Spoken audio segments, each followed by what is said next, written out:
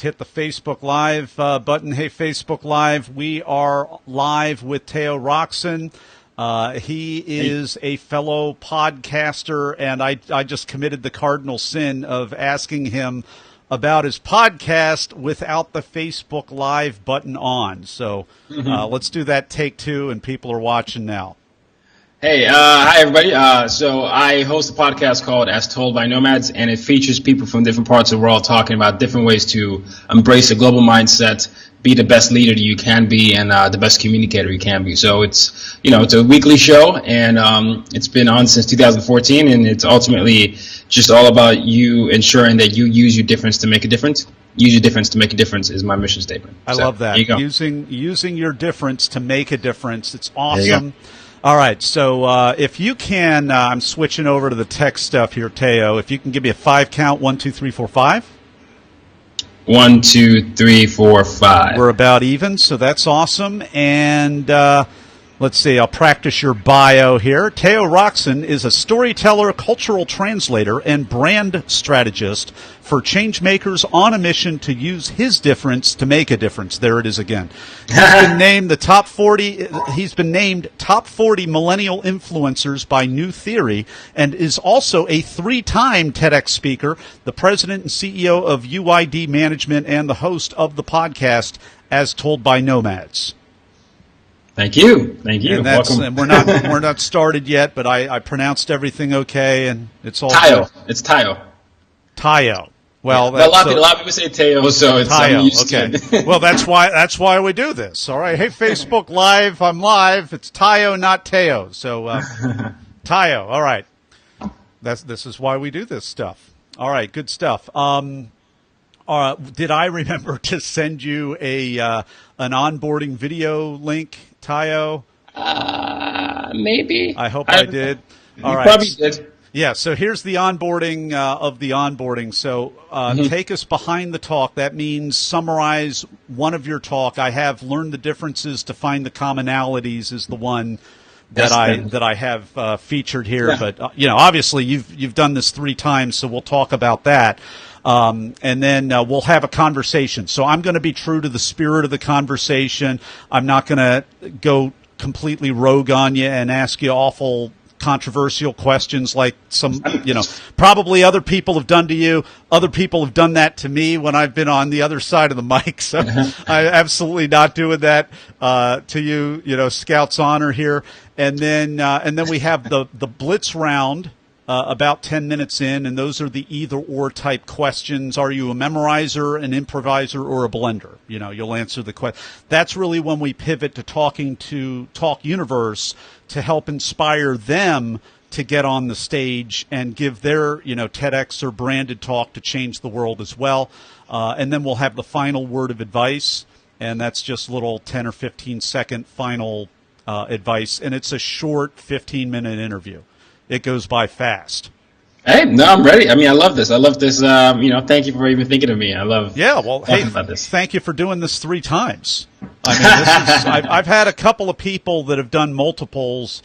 Maybe even I think I had I brought on an organizer who lives in South Sudan. Or maybe it's regular or just the Sudan. Brought him on. He had given a whole bunch of talks, but I mean it's pretty rare, even with 150 interviews or so at this point. So I'm looking forward to this for sure. What am I forgetting to? I added a break, so I'll say, hey, we'll be back with the blitz round, and then I'll shut up. And then, hey, we're back with TayoRockson, and it's time for the blitz round, and I'll do that the same thing with the final word of advice. Last week I started doing that just because I'm like, hey, this is my show. I'm going to put in little ads. Yeah. I'm going to show people I value this show I've done 125 of them already. I'm going to put on my own darn ad, and I'm hey, do it. I love it. I'm raising stuff up, man. That's what we're doing. Raising the bar. All right. Well, hey, that's it on my end. And then I have a Facebook alumni group where I encourage you, jump in there because that's when I announce when your interview is live.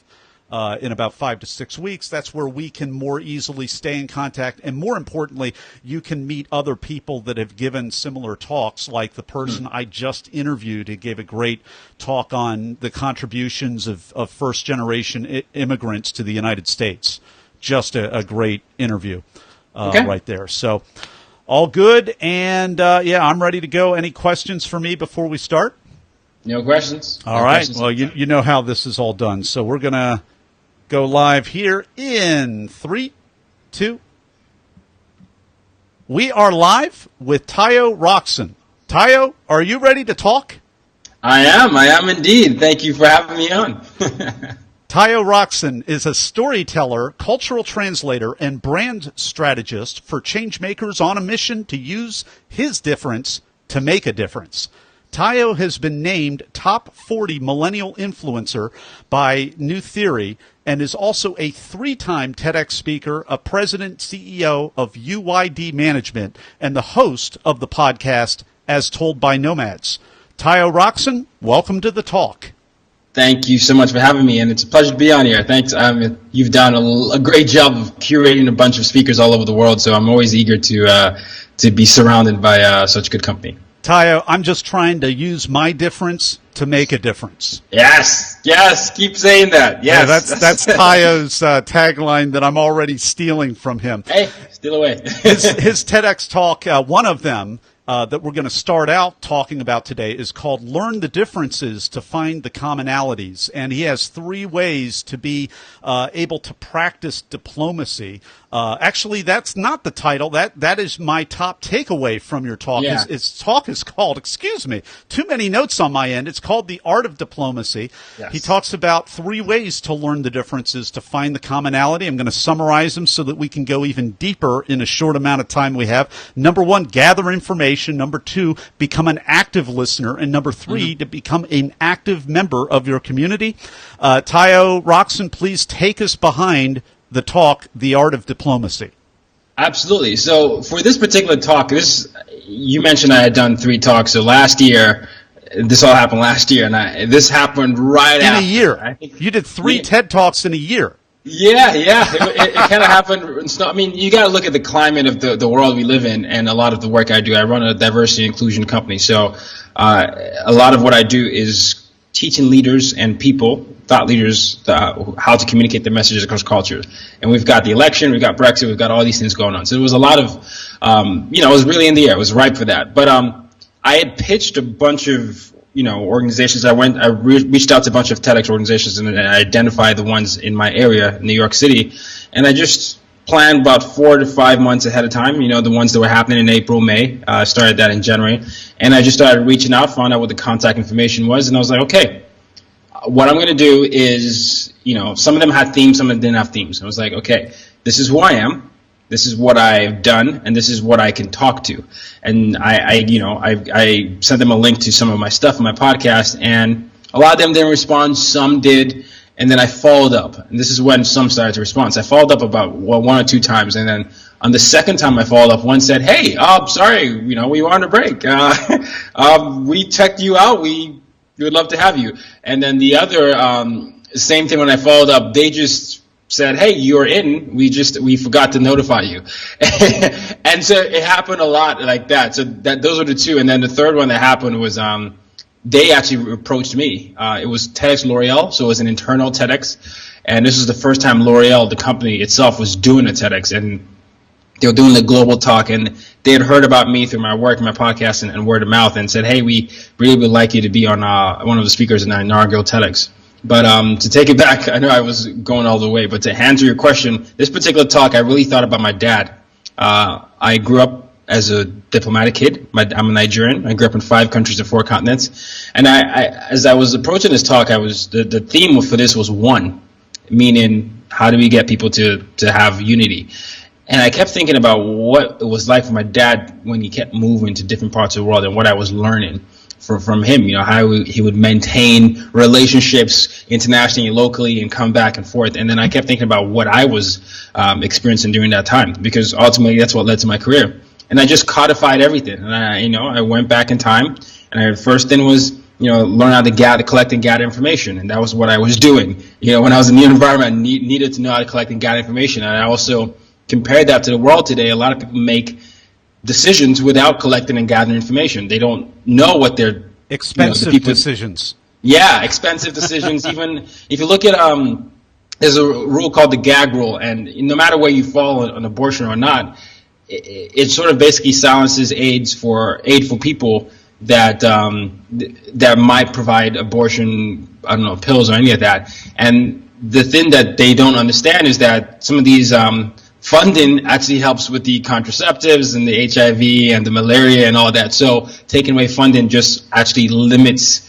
a whole bunch of opportunities for a lot of people in countries that have come to depend on this. And so that's the type of policy where you have only one piece of information but not the whole information. So I looked at that. My dad would learn how to collect and gather information because his job as a diplomat is to be a liaison between Nigeria and the country we're supposed to. And then being an active listener, something again that we don't always do. We think we listen, we might hear something, but we don't listen to something. And active listening really involves like listening to learn, listen to evaluate, and listen to understand. And so I was just thinking about what I did and what my dad did. And the last thing was being an active member of your community. And for me to build the career that I built today, I needed to really, be part of the community. For me to know how to be a Nigerian that sort of existed in every part of the world, where people would, wonder who I was or why I was able to adapt, I needed to be part of that community. And I just extrapolated those things, turned that into a talk. It was a lot longer when I first wrote it, but then you have the time limit with the TEDx, and I was like, okay, this is how I feel like an audience will get something out of it. My main goal is I want an audience to, I always have speech answer two questions, so what and now what. So I wanted the audience to know what the so what was, what I was doing, why it was important. Obviously, we live in this time. We need to know how to be to communicate messages with diplomacy. And then the now what. I wanted them to have active, actionable tips. So you know how to collect and gather information, you know how to listen, and you know how to be an active member of your community. And that's essentially what the speech became. Talk Universe, we are rocking and rolling with the sound bites today with Tayo. My gosh. So the now what for the so what and now what. The so what every for talk, the now what. Every talk, yeah. Love it. Every talk has to answer so what and now what. Now, I mean, you could say that same thing. It could take you about 8 or 9 minutes to say what it says in about a second. I love it. Yeah. Well, yeah. And so we'll just unpack that a little bit. It's like, what's the current state of affairs, and now what are you going to do with it? And that call to action is always so important to have. Tayo, I love talking to diplomats. I love talking to children of diplomats. I was at a dinner last week talking with a woman from Malawi whose father was also a diplomat. And so, I mean, it just makes for great conversations, great interviews, all of that. I think it's because you have so many perspectives, and you have, I would imagine you have that kind of tolerant understanding of doing all the things that you describe in this talk, gathering the information, not rendering a premature judgment, finding a very socially sensitive way to then make a decision and add the most value for the most people. What would you say, in addition to that, or even in your own words, is one of the primary advantages that kind of upbringing brought you? And maybe what are some of the downsides? What are some of the challenges that we might be blind to as well? Sure, I'll start off with the challenges. Initially, I definitely went through this. I had an identity crisis. There were moments when I was, I remember I was this skinny Nigerian kid with a thick Nigerian accent in a French-speaking country in an American international school going through puberty, right? That was my 10-year-old experience. And ultimately, I always say it's way more positive. I prefer to have had the childhood I had, but I definitely had moments where I felt inferior, and I was like, a lot of times this is the first time I've seen people that look differently from me, and I started to have this weird narrative in my head that I was less than, and even though my mom would try and encourage me to be like, no, it's okay, it really wasn't, it didn't necessarily work, but I needed to learn how to love myself and know how to adapt, right? And so that's why even this talk for me, it's become my most popular talk, but it's something that it's like easily one of my favorites, because it's really, from a moment of pain, I was able to figure out how to connect and understand that, okay, this was my new reality. I was now going to be a minority everywhere I went. Even when I went back to Nigeria, I wasn't the typical Nigerian anymore. So I needed to figure out how to adapt and exist with that world. So to switch the advantages, adaptability becomes your superpower, because you know there's this thing, say, code switch. You learn how to sort of exist between different worlds, but you also have that added perspective, like you pointed out. You can get to see things from a different perspective, and that perspective enriches your experience, because you can then play an educator to many parts, right? You know, some people can only talk about things from one perspective, and if you educate them on another perspective, that's great. And even if you don't know the perspective, just you having a habit of being open-minded is a good habit to have, because then you can invite different forms of dialogue. So that was that, and so those are the downfalls and the upsides of that. Well, Tayo, I love that you took it that way, because I think it's really true. I mean, I had a pretty, looking back on it by modern day standards, I had a really privileged, advantaged upbringing. And unfortunately for me, I was so aware of the class differences in my rural area growing up that I really I went the other direction. Not to speak of myself too much, but it's real easy when you have some privileges and advantages to take that and then feel kind of a sense of guilt, instead of learning how to switch, learning how to adapt, learning how to harvest the good, and still be able to, as you mentioned, code switch, so that you're able to fit in and blend in without sticking out, and so that you can empower other people, educate other people. You mentioned being able to educate and teach other people. I know that doesn't happen automatically unless you can first relate to them and be accepted by them. So there you go. You figured that out very brilliantly. Anything you'd add to that? No, I mean, yes. So the one thing I'll add is the key to inclusion, right? What I did today is really making people feel seen, heard, and understood, right? So in anything, the through line to the talk that we're talking about here was, I said, understand the differences around you and find the similarities within them. And then that was the through line to even all the 3 tips I did, and that's all it is about. At our core, we're all humans, but we all have equally as good alternatives. And I think when we start learning how to humanize people and say, this is my way, but that could be another way as well, and we say it's an equally as good alternative, it's just maybe not my way, but still, because it's an equally as good alternative, I'm willing to, just get out of my head of that ethnocentric mindset. But yeah, it's just make sure you let people be seen, heard, and understood, and you'll be good. TayoRockson with yet another soundbite. Diversity and inclusion is just about helping other people feel seen, heard, and understood. I love it. Absolutely. Yeah. You've just demystified this whole thing for all of us, dominant cultural types like myself. Thank you. I mean, this is why I love the world. I mean, for some people it might be a bit of a burden, but for me, I feel like it's a calling, because I almost feel like I was placed in this earth for that. I mean, I grew up in 2 military dictatorships, so I was sort of born in this, and I just always wanted to solve that type of behavior. So yeah, that's what it is, really. We've been enjoying a great talk with TayoRockson,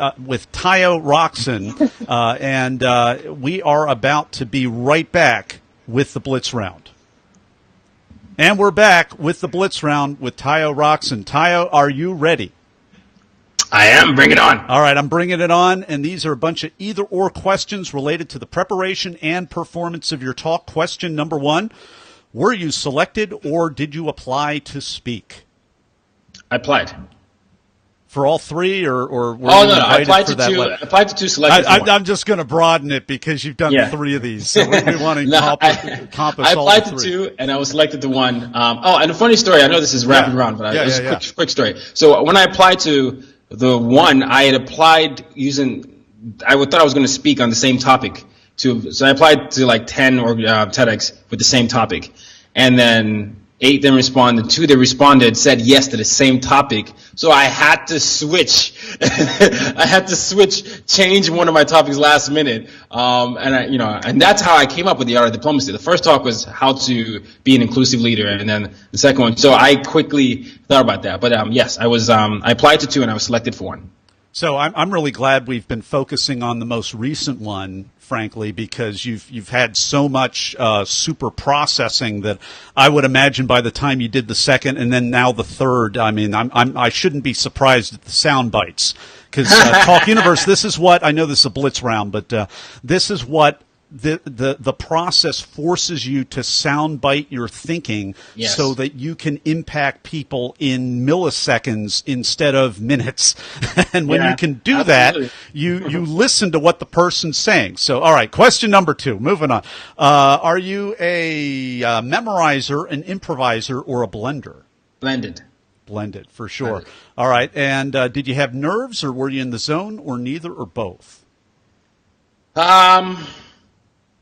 Yes, I had nerves for all 3. Interesting, I speak once a week, but I had nerves for all 3, and the highest amount of nerves I had was for this particular talk, because this had the most highest audience, but it was also because I had to switch the topic. But yes, I had some nerves. And nerves and excitement are usually the same emotion. It's just how you channel them. Are you the type of person you just press into that nervous feeling and you're happy for it and you're thankful and you just crush it and come out the other side? Yeah, no. I always say healthy nerves. I practice and process those. Always grateful for them, and it's if I'm not nervous, I know something might not be there. But I've actually, for the most part, I don't get nervous because I speak about once a week. But for these particular ones, just because I knew of the audience, I was more nervous than normal. But it wasn't a crippling nerve. Yeah, and maybe we should reframe this. It's all in the words. So are we nervous or are we excited and privileged and lucky and going to go out there and crush it? But I'm the one asking the question, so I started you out on that path. So in all fairness, all right. Cut for time question. What was the most painful part of any of your talks for you to have to cut out? Wow, wasn't ready for this. Okay, most painful part was they always say get rid of your darlings. There were some stories that I had growing up, especially during my high school years, that I had to cut out because even though they would have served the theme, it was repetitive. I just liked the idea of the story being there because I was like, oh, maybe I'll go for a laugh there. But I had to cut it out because I felt like I had set up the story, I set up the premise, and I was speaking through the lens of my dad, and if I put myself in there too much, I was taken away from that. So, yeah, that was that. Great awareness. What is a tip, a technique, or a tool that helps you? A tip, I have wisdom journals. So, essentially what I call a wisdom journal is every day, every time I have a moment of insight, a moment of thought, if I'm overhearing a conversation or someone says something to me that sparks an idea, I write it out on my Evernote on my phone. You can sync it anywhere. And I just write out whatever that thing, if it's a sentence, and I'll just flesh it out. And I might flesh it out then, or I might flesh it out later at night. But that gets me in the habit of learning how to translate thoughts, use analogies, use metaphors and things like that. And doing that process, it's sort of my creative outlet, and it often turns to speeches and or blog posts. So yeah, I just write daily wisdom journals. Yeah, well, I love you mentioned the Evernote, so I'm going to show everybody on Facebook Live who's watching the Facebook Live right here. I've got my phone app right now, and it's just amazing. The day that I realized I could go from thinking on my laptop to thinking when I'm walking down the street, plug it in the phone, and it's right there back on the laptop. I said, this is amazing. Yeah, no, it's the same thing, and I do it on the, I'm in New York, so I'm on the subway or anything, and even when I'm listening to an audiobook, I read a lot, or I listen to a lot of books as well. And I just boom, sentences and that. So that's what I do, and then that's what a talker is. So yeah. Yeah. Well, so we know talking is about performing. So Tayo, what's the most unexpected, strange, or just plain weird thing that happened during or before any of your talks? Wow, unexpected, a strange thing. Oh man, I mean, I've had people. This is cliche, but stuff doesn't work out. Like the computer is broken or the laptop is that. So I had that happen once or twice, and then I told myself that I will always know exactly what I'm talking about, regardless. Some people use slides for crutches, and I'm almost too much on the other side where I don't even necessarily use slides as much, but I'm coming back to the middle because I speak in more organizations and schools. Sometimes schools want that, but yeah, I've had people like minutes before the event just come and tell me the projector's broken. You're gonna have to do this, or cut your speech by 15 minutes, or can you also MC? And I'm like, oh, like whoa. So yeah, just unexpected things like that. Where wait a second, could you also MC? Yeah, our guy didn't show up. Yeah. Oh, oh my gosh. No. So I've had that, and I'm a team player. It wasn't hard, but it just wasn't my mindset at the time. So it was not a big deal at the time, but yeah. So those things have happened, and just battle tested. So Talk Universe, my advice to you: if you're given a talk somewhere and they come up to you and also ask you to also MC, there's a 2-letter word that starts with an N that you want to use in that moment. I can't believe. All right, so. Wow, we've been having a really fun blitz round with TayoRockson. In a moment, we're going to be back with the final word of advice. But before that, I want to talk with you about where you can go to check out his excellent talk. Actually, all three. We're going to have links to all three in the show notes at BeTheTalk.com. The one that we're talking the most about today is The Art of Diplomacy. You can also find out more about TayoRockson at Tayo, T-A-Y-O, Rockson.com, Tayo Rockson.com, and heck, I'll even put a link to that. You can check out his podcast from that website, I'm sure, and we're going to be back in just one moment with the final word of advice. And we're back with TayoRockson and the final word of advice for Talk Universe. All right, here you go. So I want you to know that people don't hire speakers. They hire problem solvers who know how to talk. And so whenever you're on stage, think of yourself as a guide. You helping them go from a current condition to a desired destination. Think about that, and then you have a great time as a speaker. TayoRockson, thanks so much for coming on the talk today, sharing your triple TEDx speaker knowledge with Talk Universe. Thank you. The pleasure is mine. Thank you for having me on. All right, that's a wrap. Now, we're still on Facebook Live. Don't see any questions right now. I got some thumbs up. And we'll have this asset ready for you to use as soon as I download it, or you can just share it off the page right now. I'll also upload this to YouTube and then repurpose it on LinkedIn as well. Okay, so, all right. And then I've got, actually, we'll take it offline. Take care of everybody. I'm going to offline the Facebook Live. Don't you go anywhere, Tayo. Take care, everybody.